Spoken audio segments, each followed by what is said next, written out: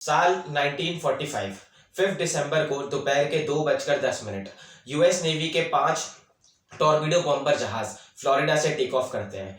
इस उड़ान को कहा जाता है फ्लाइट 19। अपना एक 3 घंटे का रूटीन ट्रेनिंग मिशन करने, यानी कुछ ऐसी स्पेशल उड़ान नहीं थी ये, अपने रेगुलर ट्रेनिंग मिशन कंडक्ट करने के लिए ये उड़ान भर रहे थे। फ्लाइट में 14 क्रू मेंबर्स है जिन्हें लीड किया जा रहा है एक फ्लाइट लीडर की तरफ से, जो कि बहुत ही एक्सपीरियंस पायलट है और एक वॉर वेटरन भी है। ये 5 प्लेन्स उड़ान भर के ईस्ट की डायरेक्शन में फ्लाई करते हैं फ्लोरिडा से। सब कुछ नॉर्मल चल रहा है, मौसम काफी साफ है, लेकिन उड़ान भरने के करीब 2 घंटे बाद इनके स्क्वाड्रन लीडर रिपोर्ट करते हैं कि अचानक से इनके कंपस में प्रॉब्लम्स आ रही हैं। इनका कंपस काम करना बंद कर जाता है। ये अपना बैकअप कंपस निकालते हैं, लेकिन बैकअप कंपस भी फेल हो जाता है। इन्हें पता नहीं इनकी पोजीशन कहां पर है एक्चुअली में। ये बाकी प्लेन के पायलट से पूछते हैं और उनके भी इंस्ट्रूमेंट मेल फंक्शन करने लग रहे हैं। स्क्वाड्रन लीडर का नाम है लेफ्टिनेंट चार्ल्स कैरल टेलर, और कंपास खराब होने के बाद काफी कंफ्यूजिंग से मैसेजेस सुनने को मिलते हैं रेडियो ट्रांसमिशन से। टेलर कहते हैं, Both my compasses are out and I'm trying to find Fort Lauderdale, Florida.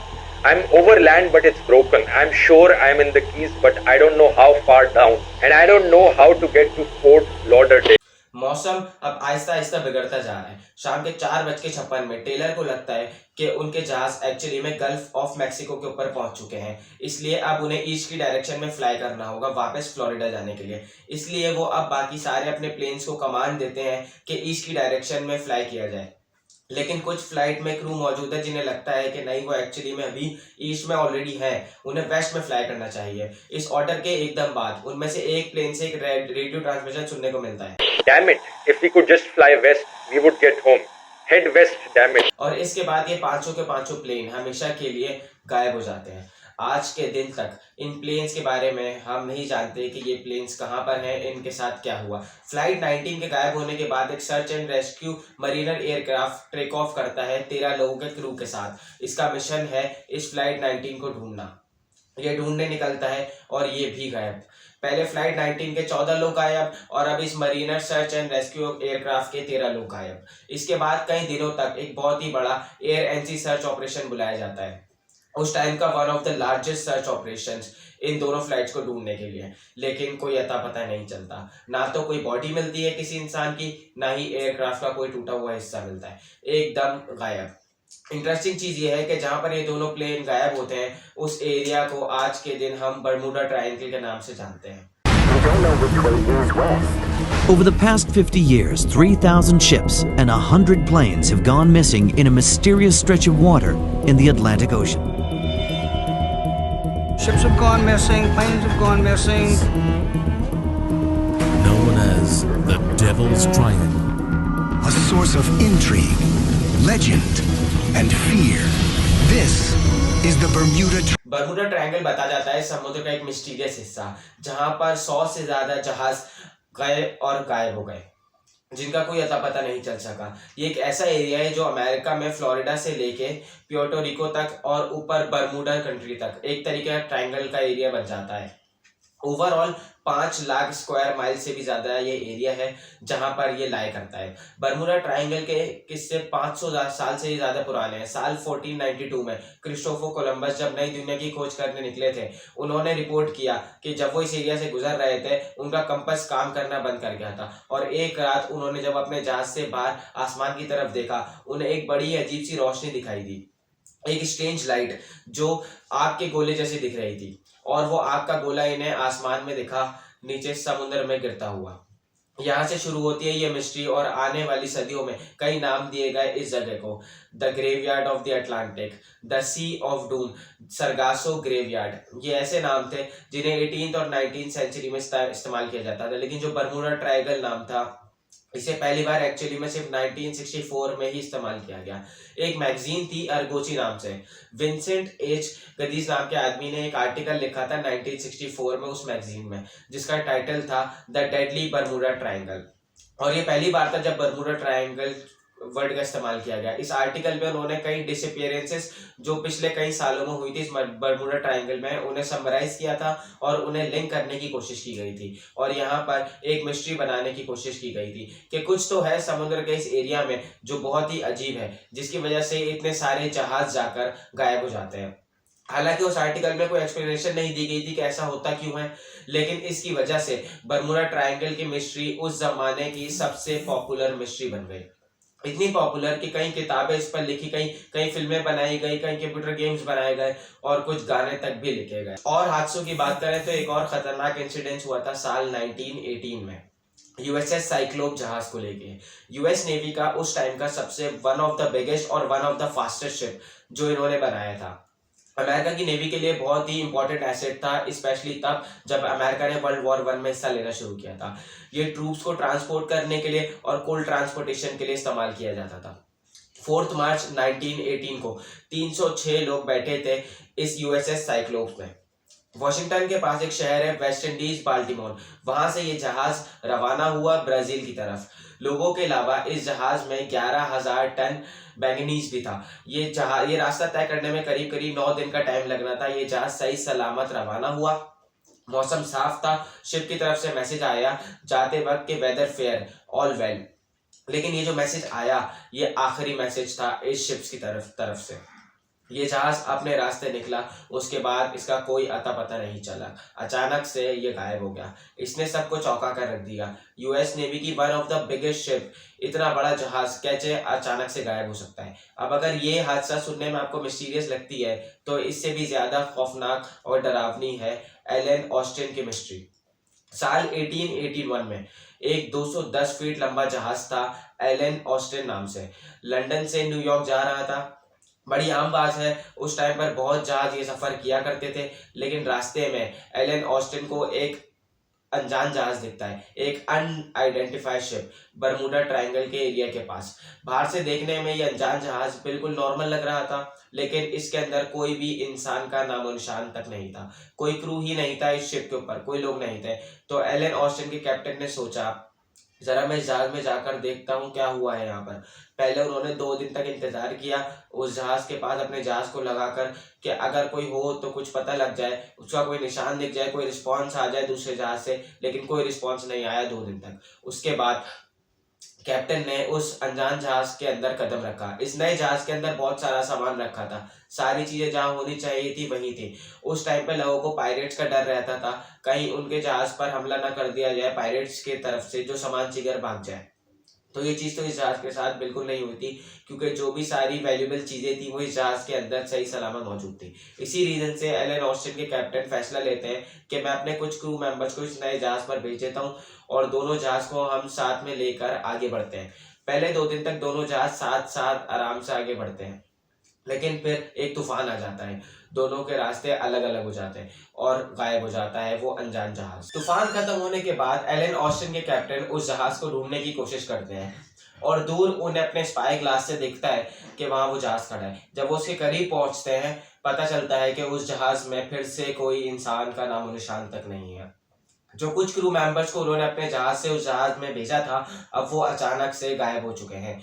कहाँ गए, क्या हुआ उनके साथ, कुछ नहीं पता, लेकिन जहाज वैसे का वैसे ही सही सलामत मौजूद है।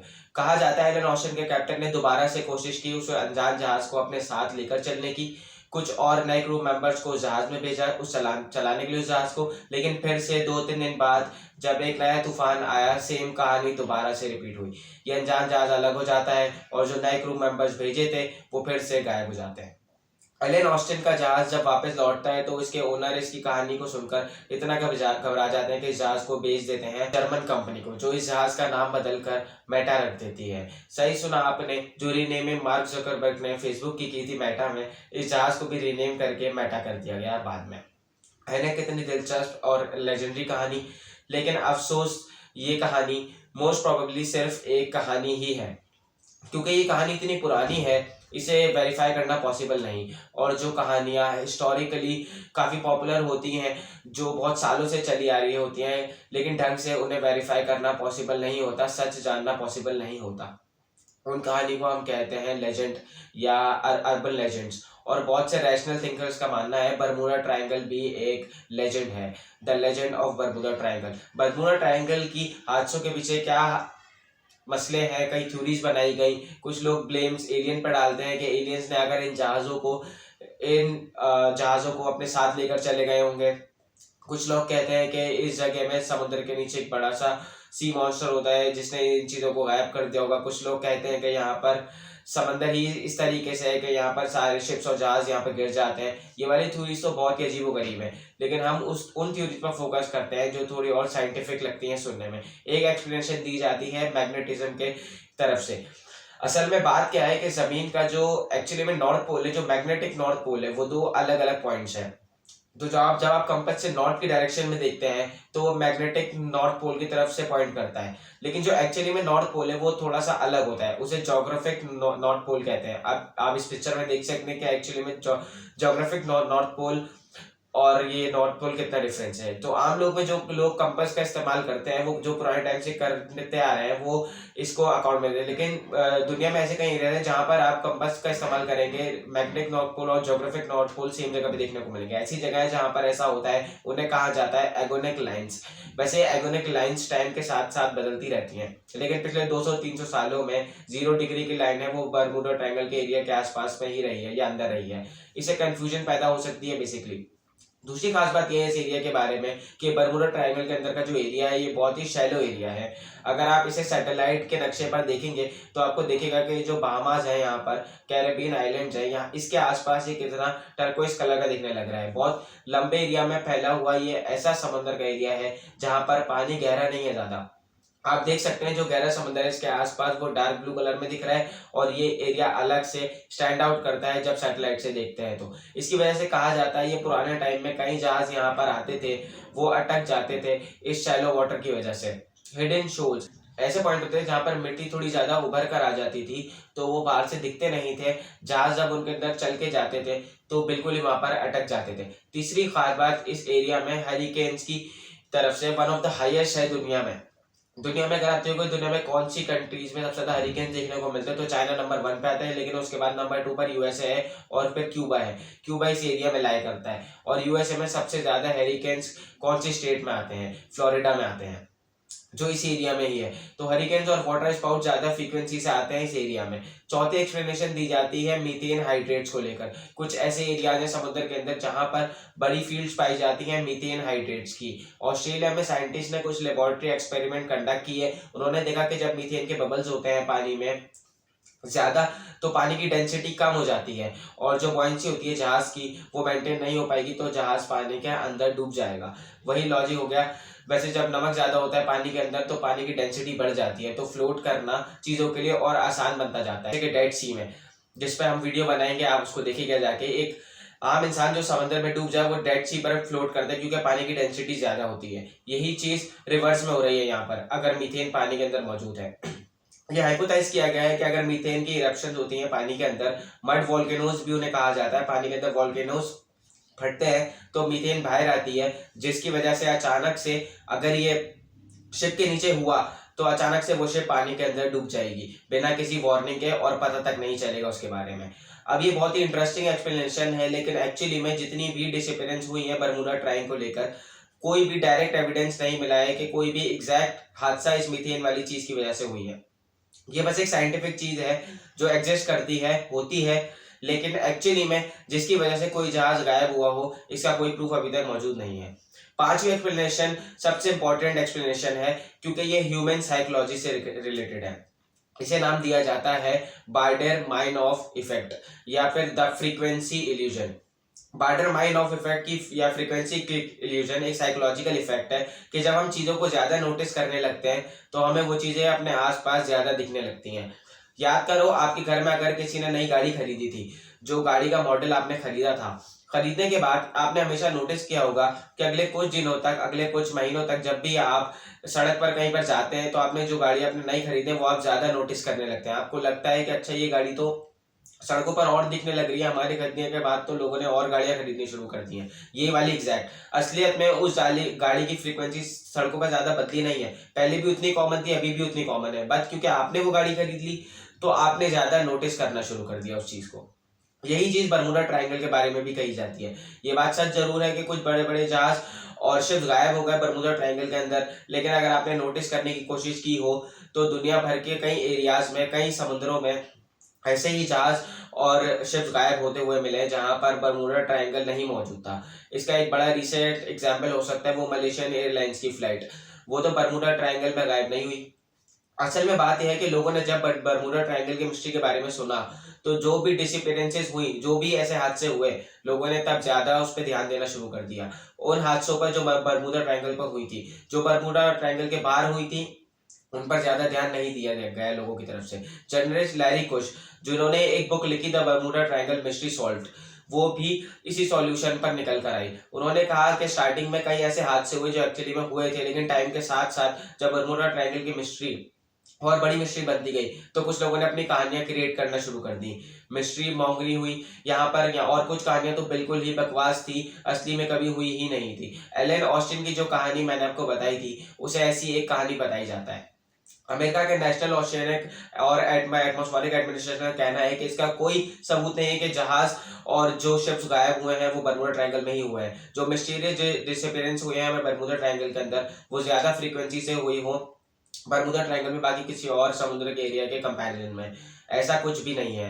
उतनी ही मिस्टीरियस डिसअपीयरेंस हमें बाकी समुद्र के एरियाज में भी देखने को मिलती हैं। यूनाइटेड स्टेट्स कोस्ट गार्ड का ये तक कहना है कि coast guard does not recognize the existence of so-called Bermuda Triangle as a geographic area or specific area. यानी यूएसए के कोस्ट गार्ड से रेकग्नाइज भी नहीं करते कि ये कोई खतरनाक एरिया है बर्मुडा ट्रायंगल। उन्होंने कहा the fact that the area Bermuda Triangle is heavily traffic could account for some of the mystery. ये बर्मुडा ट्रायंगल का एरिया है, यहाँ से बहुत ज्यादा ट्रैफिक गुजरता है जहाजों का और एरोप्लेन्स का, इसीलिए चांसेस थोड़े बढ़ जाते हैं यहाँ पर हादसे होने के।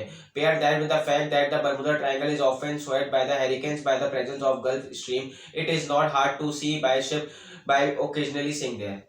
इसके अलावा अगर आप इस चीज को ध्यान में रखें कि इस एरिया में ज्यादा हरिकेन्स आते हैं और यहाँ का पानी ज्यादा शैलो है, तो आपको सीधा सीधा बर्मुडा ट्रायंगल की मिस्ट्री का जवाब मिल गया। वैसे इन ज्यादा हरिकेन्स के बावजूद भी WWF ने जब अपनी डिटेल स्टडी कंडक्ट की 2013 में, world 10 most dangerous bodies of water for shipping, तो टॉप 10 मोस्ट डेंजरस वाटर्स में बर्मुडा ट्रायंगल का एरिया आता तक नहीं था। तो सिंपली गए तो इन सारे मिस्टीरियस डिसअपीयरेंस का बर्मुडा ट्रायंगल से कोई लेना देना नहीं है। और अगर आप पूछेंगे कि ये क्रिस्टोफर कोलंबस ने वो जो देखा था कि आग का गोला पानी के अंदर गिर रहा है, वो क्या था, उसका भी एक सिंपल सा साइंटिफिक आंसर है। साइंटिस्ट का मानना है कि वो एक एक्चुअली में मीटियोर था जो क्रिस्टोफर कोलंबस ने देखा था। उम्मीद करता हूँ आपको वीडियो अच्छी लगी होगी। हमारी वीडियो शेयर कीजिए, लाइक कीजिए, और अगर आपने अभी सब्सक्राइब नहीं किया तो सब्सक्राइब कर दें, बेल आइकन को प्रेस कर दें। Thank you so much.